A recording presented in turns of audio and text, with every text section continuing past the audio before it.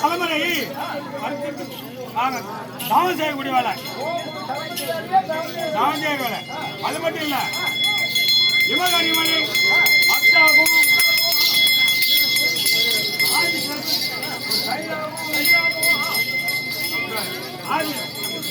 திருப்பா கடலில் ஒரு பாண்டமாகவும் அமர்தங்கடையை எடுத்தார்கள்.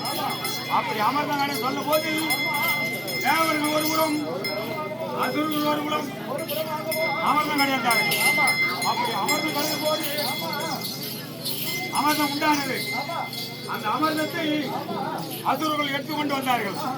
அப்படி எடுத்துக்கொண்டு வரும் நேரத்தில் அந்த மாலாஜி கண்ணன் இருக்கின்றார் அல்லவா, மக்காலா ஓலியா, அவனுக்கு மகாவிஷ்ணு அனுமன் முடியல. அப்படி இருக்க அந்த மாலாஜி கண்ணன் என்ன தெரிவித்தான் தெரியுமா, ஒரு மோகினியாக அவதாரம் கொண்டான். அப்படி அவதாரம் கொண்டு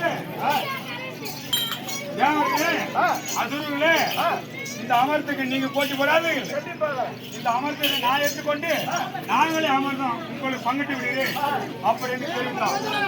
அது தெரிவித்த போது அசுரர்கள் ஒருபுறம் தேவர்கள் ஒருபுறம் அமர்ந்தார்கள்.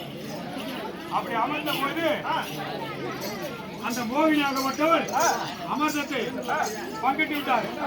அப்படி பங்கிட்ட போது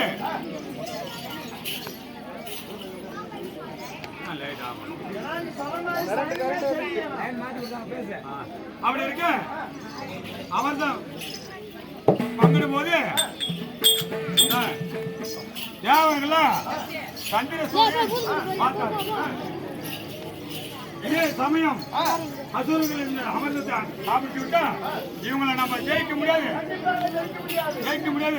அப்படின்னு ஒரு எண்ணத்தை கொண்டு தேவர் மூவர் மத்தியிலே சென்று 4 பேர் இரு கையை நீட்டினார்கள்.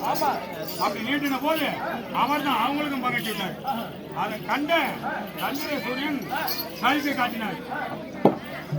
சைகை காட்டின அந்த சைகை அறிந்த மோகினியாகப்பட்டவர் கையில் இருக்கக்கூடிய அகைப்பிலே ஒரே அடி அடித்த போது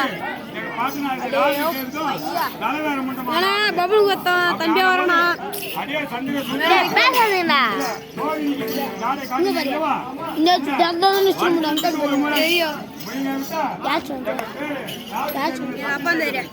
அந்த ராகு கேது மட்டும் எங்களுக்கு முப்பாட்டன். இப்ப ராகு கேது ஆதாயத்திலே நட்சத்திரமாக இருக்கின்றார்கள். அதை தவிர நம்ம வந்து வெகுதான ஆனபடியால் என்னுடைய தம்பிய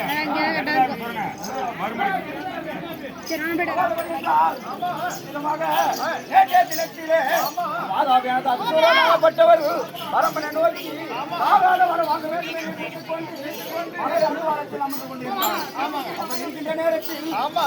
சஞ்சாரியாகப்பட்டவர் எது கொண்டு போய் என்ன வரமாக போகிறேன் எறும்பு கடை என்ன சொந்தங்களாலையும் தேவர் மூவராலையும் சாதாரண வரம் வாங்க போகிறேன் என்று சொன்னார்கள். அப்படி சொல்கின்ற நேரத்தில் சஞ்சாரியாகப்பட்டவன் ஓடோடி சென்று வாசவனாகிறார். வைகுந்த வாசவரிடத்தில் சொல்ல அவர் என்ன செய்தார், வர வாங்கி வந்தால் அவர்கள் ரொம்ப நேர்ந்துவிடும் என்று எண்ணத்தை கொண்டு மருமகளை வரவேற்று